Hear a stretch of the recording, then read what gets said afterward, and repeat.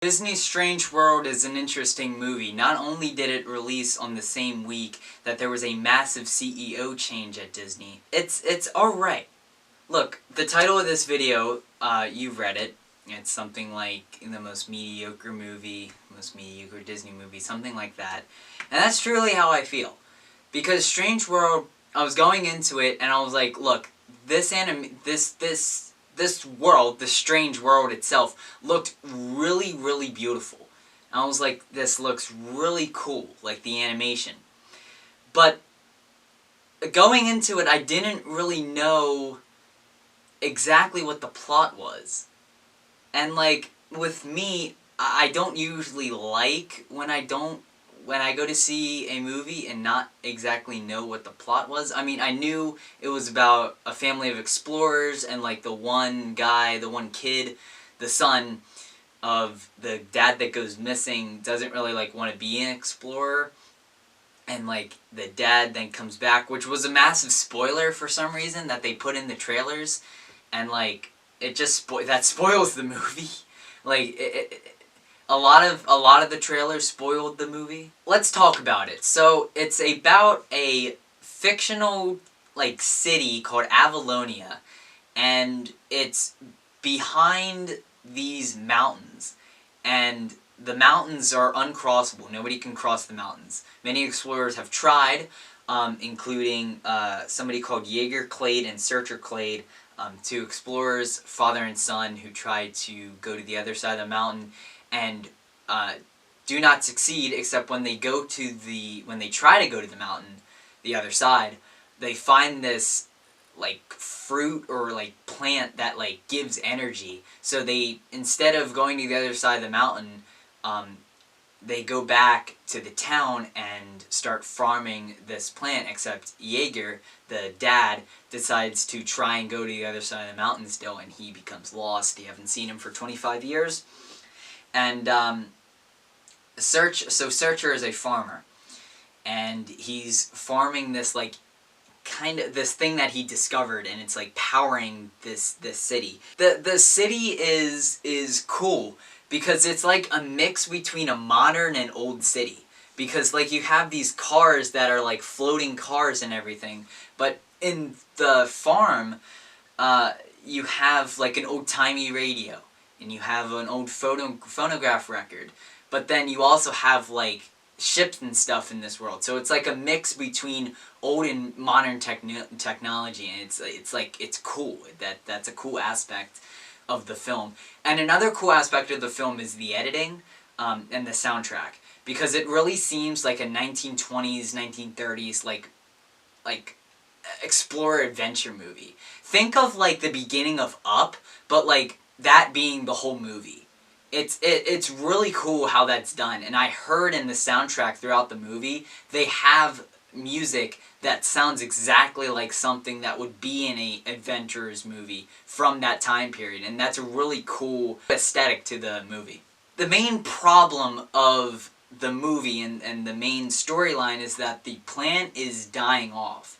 So they have to go and figure out a way to keep the plant from dying. And the way that they do that is they go underground, but when they go underground, they find this whole different world with a bunch of strange creatures, and it's really colorful. The animation in this is so beautiful. The world is just really, really, really cool. You have these weird animals and these strange creatures, and it's just so cool to see these animators and the people who made this film get to be creative in the way that they drew these creatures. It's just really, really cool. And then they crash land in this world, and they need to fix the ship, which like takes like 2 seconds. Very weird. For the pacing of the film was really, really strange, because it took like 30 seconds for them to establish Avalonia and then immediately get to the world. And in that 30 seconds, there were like 15 shots that are from the trailer, which was just strange. And honestly, the pacing was really, really, really bad and really weird. Because, so, in the beginning of the film, they're in Avalonia. They establish that setting. And then all of a sudden, they quickly change back to the world itself, and until the last 5 minutes of the movie, we never see Avalonia again. Which, like, is okay, but considering that this is not a pre-existing franchise and we don't know anything about this place, the audience has no real connection with Avalonia. So they don't really establish any real interest with the audience why we should be caring about this adventure. There's no high stakes for this adventure movie, and it's really strange because it's like, why should we care about this adventure that they're going on if we don't really know anything about the town and we don't really know anything what's gonna happen if they don't succeed? Because it was never really established what would actually happen to them if they don't succeed on their trip. And, like, with an adventure movie, you have to have high stakes. Because you have to get the audience invested on the journey that these characters are going on. So, again, pacing was strange. Because they go on, they start the journey, and the journey takes the entire second act in the movie, and then the third act, the third act ends with them figuring out how to actually fix the plant, and then them going back to Avalonia. The first and third act were way too short. Speaking of the journey that the characters go on, they crash land in this strange underground world, and it's there's 3 subplots that immediately get started and really go nowhere. Until they're kind of morphed into one. Kind of. Let me explain. So first we find Jaeger. And of course this is spoiled by the trailer. So Jaeger is alive. And the father and the son doesn't like his dad. Because his dad, of course, left him to try and complete his quest. So the son has really never let that go. Except Jaeger can't figure that out and is still trying to finish his quest. That's his whole character. He's trying to finish his quest. Except you don't really have to, because he's already a town hero. So that's what the son is trying to get through to him. Except he can't figure that out yet. The second subplot is that Searcher's son, he finds this creature called Splat. He names him Splat. And they try and find Searcher again. Except Jaeger, they find each other eventually. And the wife, Meridian, and the captain of this whole expedition that they're going on are trying to fix their ship. So the third subplot takes one scene to fix the ship. The son is pointless. The son subplot, for the little amount that they were separated, is just filler. Because, mind you, these subplots take up a large amount of screen time. And I thought maybe this would be a thing of the two fathers, the father and the Jaeger and Searcher. Maybe they have to find their way back to the place by themselves, and in that journey they're going to develop their relationship and things. But that didn't really happen because the subplots are immediately abandoned. So anyway, the son subplot is just to introduce Splat for marketing purposes and for comedy relief purposes. Mind you, none of these jokes land. This movie is the most unfunny movie I've ever seen. Some of the jokes were honestly painful. So comedy, not good in this movie. So when they're going to the final place that they have to fix this plant, That's the best way I can describe it, by the way. The son kind of opens up to his grandfather and says about how he wants to be... he doesn't really want to be a farmer.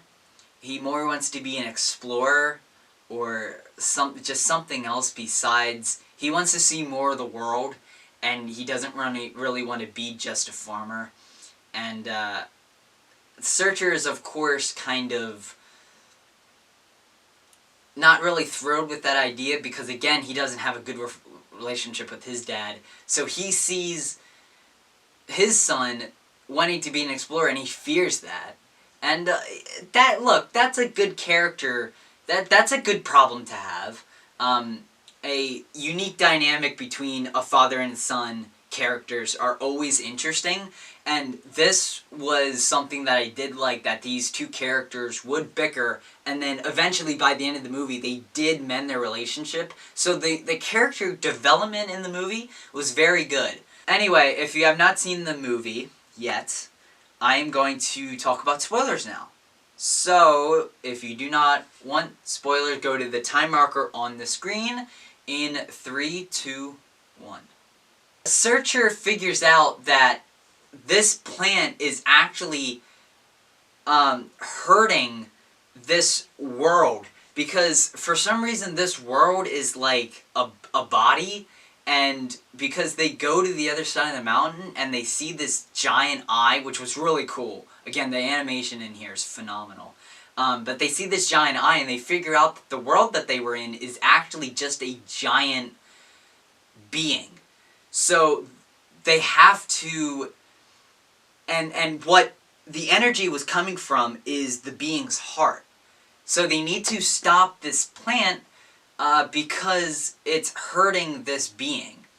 And Searcher is basically just going to destroy his legacy, and that's what he tells Jaeger. He tells Jaeger, I'm going to destroy my legacy for this, and can you basically start being a father? And Jaeger still wants to go to the other side of the mountain. And, look, I said that the father relationship, the father-son dynamic was interesting. Was it good? Not really. Because they kind of destroyed the... What was weird is that they were making Jaeger and Searcher become more and more close, and then all of a sudden in one scene they would just take all of that development away and then just start over. And then, so Jaeger trying to go to the other side mountain again destroys all that development that they did. So it's like, why would you keep leading up to something and then keep just taking that away and then developing it again and then taking it away? It's like, just develop it through the whole movie, and then at the very end have them all of a sudden come together. So they successfully destroy this plant and the heart is healthy. But it's never explained what's going to happen to Avalonia now. Because they just kind of go back to Avalonia and like are treated like heroes, but it's like, what's going to happen to this town? Because if you just destroyed the main source of energy for this plant, then this plant is not going to be able to be grown, and how are they going to then get energy? And it was just kind of dropped. It was just kind of dropped that this plant is like the most important thing to this town. The ending was weird again because they alluded to the fact that they have some problem here and they can't really get rid of this plant, but by the end of the movie they get rid of the plant and nothing happens. Nothing different happens. So it's like, there was no really thought. I don't think there was any thought put into that. Welcome back, people who didn't want spoilers. Strange World, look, beautiful anime. I cannot tell you enough how amazing the world was itself. But the story is what drug it down. So there was a lot of potential with Strange World, and unfortunately it really wasn't met. yeah, the main story itself, like going with explorers going to save their town, and then they discover something that, you know, changes. That was good, but the lack of stakes and the lack of any real thought of getting the audience involved with the story is really what it suffers from. So I'm going to give Strange World a 6.5 out of 10 because I enjoyed it. There are a lot more things that I enjoyed than I didn't enjoy, but again, it's a middle of the road movie. And it also doesn't help that it's clearly made for kids, not adults. There are also some parts that some messaging was being shoved down your throat. And the creators really wanted you to understand.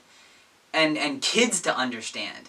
And I forget who said this, but somebody once said that kids are not stupid and that they can understand a story that's being presented to them. And they can watch a movie and have messaging in the movie and understand what the messaging is.